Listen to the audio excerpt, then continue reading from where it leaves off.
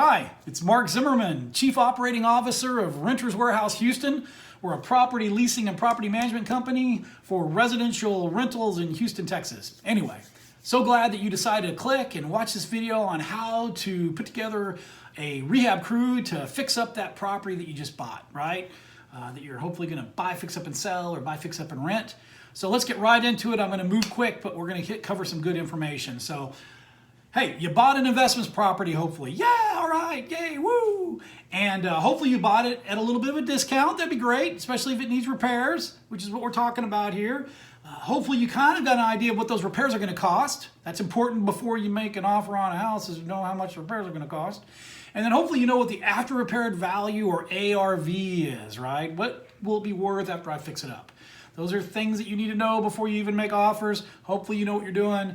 If you have questions about after repaired values and the formula you use to purchase properties at a discount, there's another video for that, but we're not going to talk about that right now. That's a whole nother big discussion. So you bought a property. That's fantastic. That's great. Yes, you're exactly right for you new guys out there and gals. The rehab is sometimes the scariest and hardest part of the process. Sometimes easy to find a house to buy, sometimes easy to sell a house that's fixed up nice. It's that rehab portion, that repair portion that gets a little muddled, and I understand that it gets a little crazy. So you're probably asking yourself, all right, I bought this house, right? Who do I get to rehab it? Where do I find them? How do I make sure I don't pay too much? How do I make sure that the job goes correctly? What do I do to make sure I don't get burned? I know you've got these questions, especially if you're new, and those are all valid questions we all have, right? So I'm going to help you with that real quick. So first, number one, where do you find a crew, right? You need somebody to fix up the house. Here's what I do. I go to Lowe's, I go to Home Depot, I go to multiple Lowe's and multiple Home Depots around the property that I purchased, okay? I start pulling off cards over by their contractor desks. They used to have bulletin boards where people put cards on. Some have them still, some don't. Do what you can to get as much information at those big box stores on possible contractors that you could use, and pull those cards off, get that information. You see a bunch of their pickup trucks with their signs on the door, introduce yourself, or at least take down their number so you can call them, right? Get as many as you can there. I want you to talk to your friends, your acquaintances, your fellow real estate investors, shocker, and ask for referrals. Referrals are a great way to put together a crew and feel comfortable about who you're going to use. So ask them, hey, I think didn't you say you fixed up a house a couple months ago? Who'd you use? Can I get their information? Look on Craigslist. I know Craigslist has a reputation for products being a little sketchy. That's okay. For services, it's still a real good place to go to find services, people that are offering their services out. Do that on any type of Craigslist place, right? Go through and get those names down. Another thing, go to real estate meetings, kind of like the third Wednesday of the month super investor meeting that we put on every month on third Wednesday. There's vendors there, as our meeting. Talk to the vendors, get their information. So, got lots of places where you can find contractors to put onto your list. Hopefully you can put together 8, maybe 10 contractors doing all this. So, what's next? You got to call them, right? You got to make contact. So, call every single contractor that you found, that you were referred to. Every single one of them. Tell them that you're a residential real estate investor. Tell them that you buy several houses a year, and tell them that you're looking to add another crew to your team. None of those are lies, even if you're a brand new investor, because you are a real estate investor. Hopefully you're successful and you'll do this more than once, so you are going to buy several houses this year, and you are looking to add a crew to your team. No, that's a lie. Tell them that, though, because that's going to make them know that this is a repeat client for them, and you'll get better pricing and maybe better performance. Tell them each, when you talk to them, that it's a major rehab and you'd like to meet them at the property at the same time and same day. Now, don't tell each contractor that you're going to have everybody come at the same day and time, but tell the contractor to meet you at the property at the same day and time. What I mean by that is, I'm talking to contractor A, hey, meet me at the property at Saturday at 1. I'm talking to contractor B, hey, meet me at the property Saturday at 1. Tell them all that. There's a reason for that we'll get to in a second. When you do that, and the day comes, and you're at the property, all 10's going to say they're going to show up. They always say they're going to show up. And probably 8 will actually show up. That's okay. You lose 2 contractors right off the bat that didn't even bother to show up when they said they would. Good riddance. Perfect. So that's all right. So now you got 8 contractors standing around their trucks, waiting, whatever. And guess what? 1 or 2 contractors that did show up are going to look around and see that there's other contractors there, and they're going to be like, no, I'm not going to compete for your business. And they're going to leave. And that's okay. You want that too. If they're not willing to compete a little bit for your business, you do not want them. So good riddance, goodbye. I just knocked out another 2. So now I've knocked out 4 contractors out of my original 10. I got 6 left. I'm like, yeah, all right. So I got my 6 contractors that all stayed the course, and they're there. I want you to walk through the property with them, but before you do that, you're going to tell them a few things. You're going to tell them, number 1, you need 2 detailed line-by-line quotes, hopefully room by room. 1 for materials and 1 for labor, okay? Tell them that, depending on the state that you're in, that you're either going to order the materials for them to just pick up at wherever, Lowe's, Home Depot, or tell them that you will pay them for the materials portion that they put down, and then they can go pick it up. Now you're going to need to confirm the pricing on the materials, hence is why we get a separate materials list. So for what I do, what I've done is I just go ahead and buy the materials and just have them scheduled to pick up, right? Now you're not paying for the markup. You've got control of the materials. I can tell you that one of the ways that contractors can kind of get over on you is they'll order more materials than they need, have you pay for them, and then they'll use them on the next job that's materials and labor included, and you just bought somebody else's paint for them and they got a free deal. Or you just paid for a bunch of sheetrock that was never going to be used on your house. That's why you want the 2 separate lists to be able to quantify. Don't tell them all that though, of course, but tell them about either paying the materials and having them pick them up, or you'll pay them for the materials and they can go pick them up, either one based on their list. Now, you also need an exact completion date. Since your contract has a penalty that's going to happen each day they go over, mine's $150. Every day they go over the end date, they get charged $150. Tell them there will be a penalty date, so they need to have an exact completion date. Tell them that you're going to pay them 1 draw in the middle of the job and 1 at the end. Considering that you're going to buy the materials, whether you do it, whatever your state says, on your own or through the contractor, they don't need any money up front. I need some money to get started. No, you don't. It's labor only, what I'm providing here. So, hey, where I work 2 weeks and I get paid. I don't get paid and then work 2 weeks. So guess what? If you can't wait 2 weeks to get paid, or 1 week or 3 weeks, depending on how long the job is for that in the middle rehab draw, then that's probably not a good fit either. So, and then tell them that you'll pay at the end the final 50% or whatever's remaining after the final punch-out list is done. So you tell them those things up front so they know what they're getting into. I want you to walk with all the contractors through the house and explain everything that you want done. By doing it together with everybody as a group, everybody's on the same page. You don't have to worry, did I tell contractor A this, but I forgot to tell contractor B? No, everybody's on the same page. Tell them to ask lots of questions. The more questions they ask, the more comfortable I feel about them, because this is a big deal. Make sure that you, again, get details on everything. So, not just room by room, line by line, but let's take, for example, paint interior. Paint interior of living room, labor only, whatever dollars. Sounds detailed, but what does paint interior really entail? Does that mean they're going to paint the walls and the trim, the door trim, and the baseboards, and the ceiling? Or just the walls? Or just the trim and the walls? I don't know. So you need to have them give you details of that, because there'll be a lot of sad folks if it doesn't come out the way you thought it was going to be, because the contractor thought something completely different. Tell them that they've got 3 days to get the estimate together. That's plenty of time to get the estimate together. Tell them you're not going to base that estimate solely on price, but also on how the information is delivered and how quickly, and the details and on the content, okay? And also tell them that once you bring on a crew, you're going to use that crew for next jobs as long as they continue to perform and on budget and on time. That tells them you're a repeat customer, you'll get a better price. So when you get those estimates in, all the contractors, all 6, let's say, will say that they're going to give you an estimate in the next 3 days. In reality, a couple of them aren't.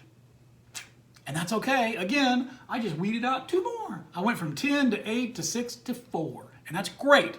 Now you're not wasting your time with some people that ain't going to be a good fit for you or do a good job for you.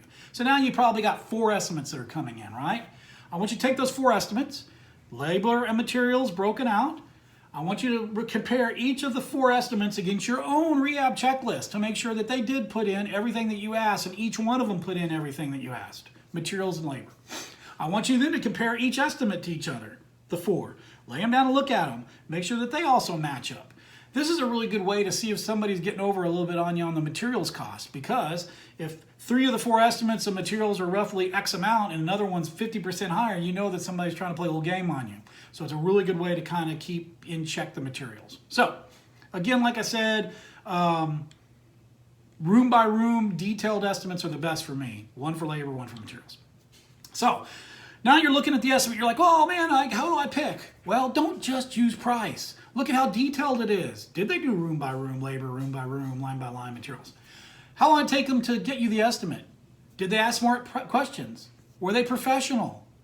What does your gut say? Do not discount your gut. Your gut sometimes is your best friend.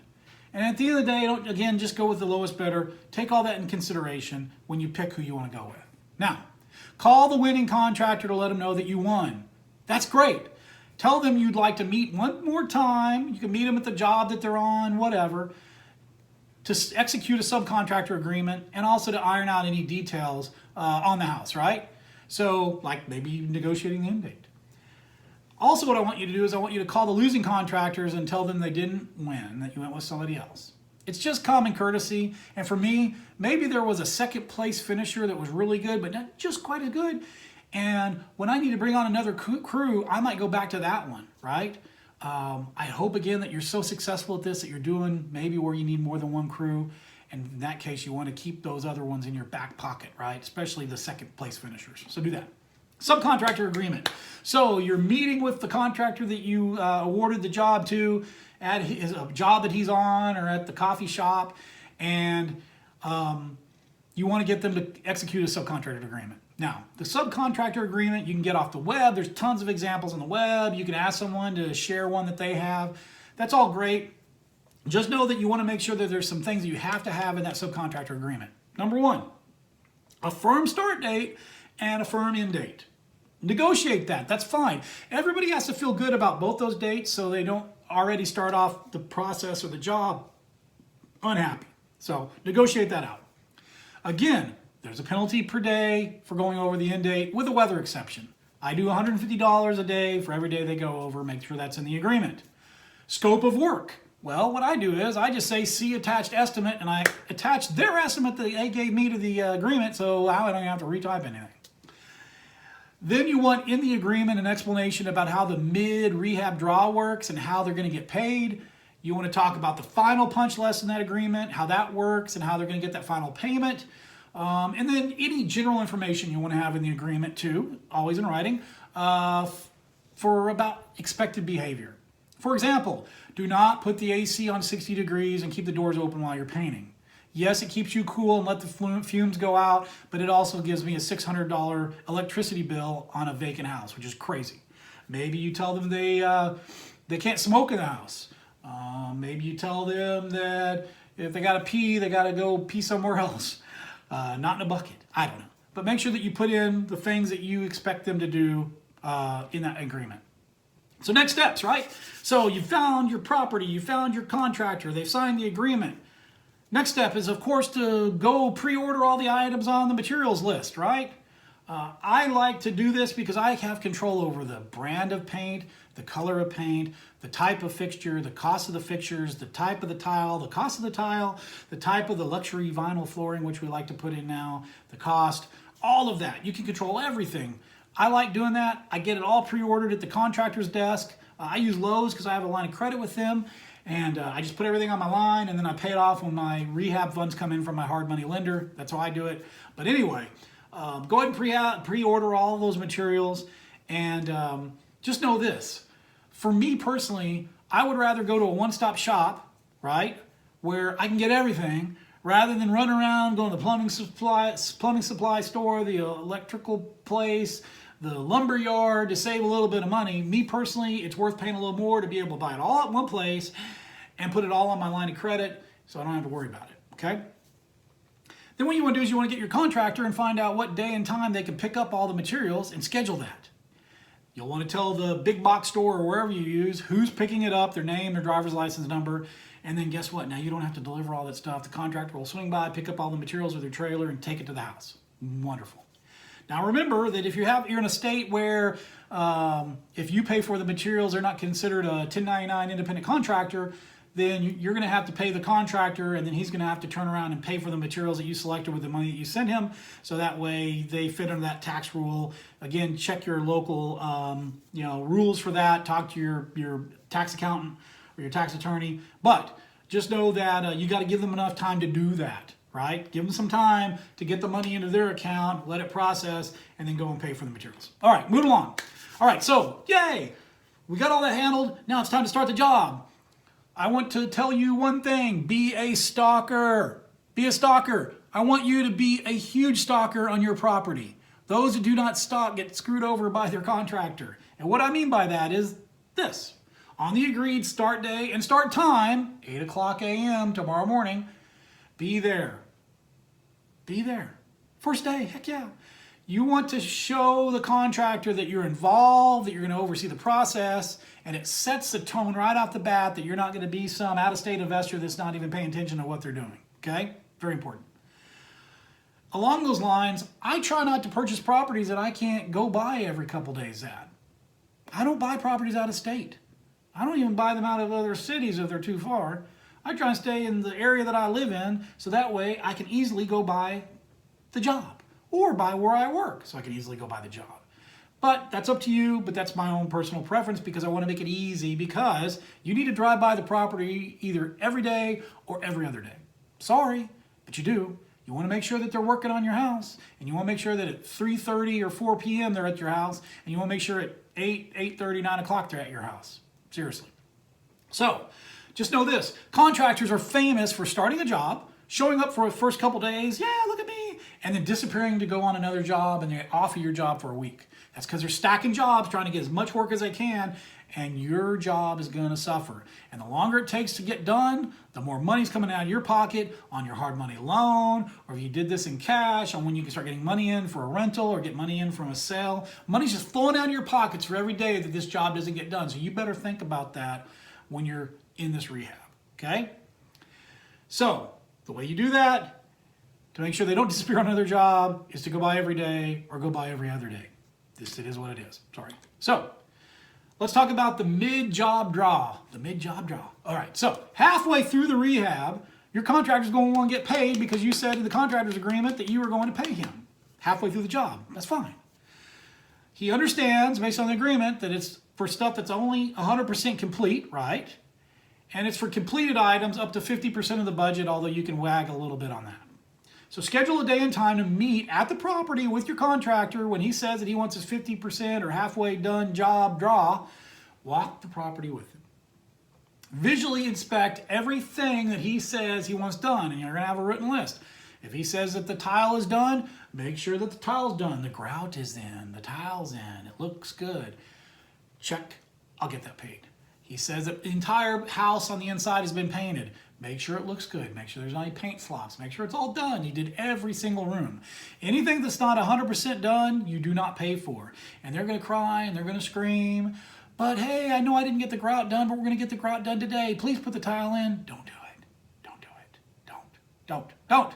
So, 100% complete when you're there is what they get paid on.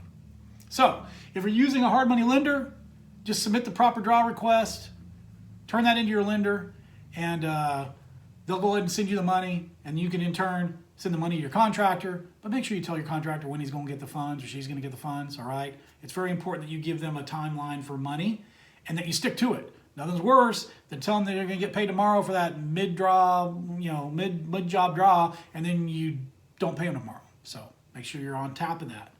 Just know this, the mid-job draw will give you a very good idea if the contractor is going to hit their expected completion date. It's also going to allow you to address anything halfway through the rehab that's maybe not done right. I hate how that looks. Change that. That looks like hell. Okay? So, very important. Final payment. Final payment. All right. So the contractor says, I'm all done. Well, they always say they're all done, and guess what? They're never all done. They understand because you told them at the beginning, you told them in the agreement that there's going to be a final walkthrough. So schedule that final walkthrough with your contractor. Take your original estimate along with your mid-job draw completed list, so that way you're not paying for stuff you already paid for once. And then go through the property and write down a final punch list of everything that needs to be done. Oh wow, there's paint slopped on the baseboards. Oh, they didn't put an outlet cover over that outlet down there in the living room. Whatever it is. Walk through, the tile's cracked over here. There's always going to be stuff on the final punch-out list. That's okay. I've rehabbed over 400 houses.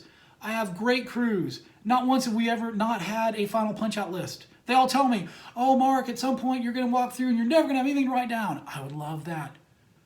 It's not a game. I'm not trying to write down stuff. I would love it if you could make that happen, but it hasn't happened for me yet. And that's okay. So, one thing that I would recommend is maybe bringing a third party with you. You know, a wife, a husband, a girlfriend, a boyfriend, a good friend. I don't know. Somebody you trust, your mom. Come with you, have them come with you for the final punch-out list and walk the property with you, because here's what's going to happen. You're going to take a crappy house and you're going to have it done, and at the very end when it's almost done, you're going to be so wowed by how fantastic the property looks that you're going to be like, whoo, and you're going to miss all this little stuff. But guess what? A prospective buyer or prospective renter, depending on which way you're going on this, is going to see it with fresh eyes. They're not going to know what it looked like. And they're going to be like, man, look at that paint slopped over there, and that crappy tile over here, and that cabinet's crooked over there, and that's broken over there. And you're going to be like, how did I miss all that? Bring in a third party that hasn't seen the house before and have them walk it as if they're a prospective buyer. Or do it yourself, but man, you got to put on that buyer or renter's hat, okay? Go through and write everything down on the punch out list. And then when you come up with that list, however long it is, you have your contractor sign it, so that way he understands these are the things that he has to get done to get paid. Now, do not pay anything while you're walking that property. And they're going to go like, oh, I need something. But sorry, don't do it. Wait to pay them until it's completely done, or you're going to get put on the hook. If you do pay them, they're never going to come back. I promise you. Those little tiny things are not going to get done, so don't pay them. I will say, like I said at the beginning, the last 5% of a rehab is the hardest stuff to get done, but this is how you get it done. Got to be kind of hard on this one, man. You got to have some tough love. So, schedule another day and time to meet when he thinks he can get everything done, or she or the contractor can get everything done, and then go walk it through again. You don't need to take somebody the second time, but walk through and make sure those items are complete. If they're still not complete, hold firm. Don't give me money. Go, come on, man. But if they are complete, that's great. Go ahead and tell them they're going to get paid. If you're using hard money like I do, submit that request to your lender, so that way they can tell you when the funds are going to be in your account, and then tell the contractor when you'll be able to pay them, and then again, give them a realistic expectation and time and when that payment will be available to them, and then stick with it. People get really upset when you say you're going to pay them tomorrow and then you don't. So make sure that it's the right day and time that you're going to do this, all right? Something you might want to think about, pay a completion bonus. Something I've always done. I've been told that no one does it, but I got great crews that stick with me through thick and thin. What I do is if they get done on time or even early, if they got done on budget or under budget, maybe they've figured out some ways to save me some money. I got one crew, the guy, he'll save all the extra paint that we have on a whole bunch of houses and then mix it all together to make a custom paint and then use that, you know, in a house on the outside trim or something, and then I don't have to buy paint again. He'll save pieces of granite from a big countertop cutoff that he can use on a small vanity on the next job. I reward that because you want your contractors to think that way. Mine is pretty simple. It's 5% of whatever their labor-only bid was if they do a good job and get done earlier on time. So if it's an $8,000 labor-only bid, I'm paying them $400, right? 5%, 8,000, carry the one, take off my shoes, count on my toes. I pay in cash, and I do that because I find that my contractors get very happy when I pay in cash, because that way they can go to the fishing store without telling their wives and get that next new thing that they want to get and can do it kind of on their own. So anyway, great way to build camaraderie, but to also pay back a little bit. And $400 on a $20,000 or $16,000 rehab, you know, when they get done early is totally something I do every time because I think it's important. So that's it. That's how you find a crew. That's how you get them to put down in writing what they're going to do, get the expectations set. That's how you're going to pay them, and that's how you're going to keep them on track. I hope this was of value to you. If you have any questions, you can go to renterswarehouse.com, click on locations down to Houston, send us an email through that, and I will absolutely answer anything that you need. But again, I wish you on your journey, whether this is new to you or something that you've been doing for a while, and I absolutely hope that you are super successful on your next rehab. Mark Zimmerman, Chief Operating Officer, Renters Warehouse Houston. I'm out.